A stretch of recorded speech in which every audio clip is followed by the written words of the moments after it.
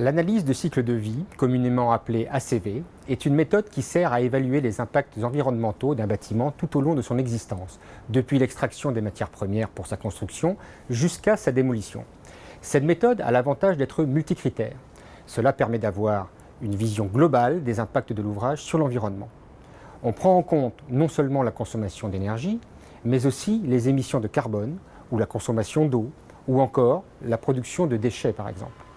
Néanmoins, l'ACV pour un bâtiment reste aujourd'hui assez difficile à appréhender.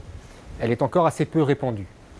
Nous manquons de recul sur sa pratique et il y a encore beaucoup d'interrogations et d'imprécisions à son sujet, notamment sur les données environnementales des produits de construction, les matériaux et les équipements, qui restent incomplètes et obligent les pouvoirs publics à fournir des données par défaut qui sont pénalisantes pour le résultat final.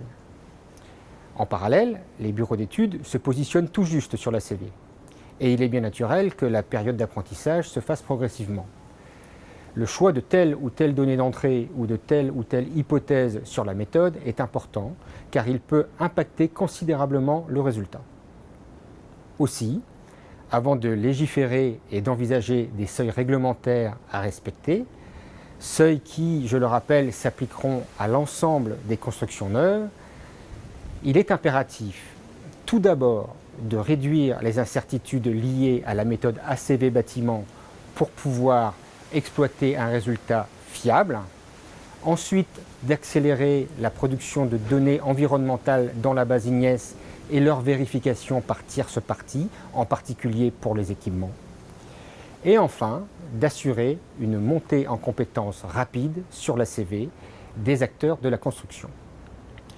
En route donc vers une évaluation plus globale de l'impact des bâtiments.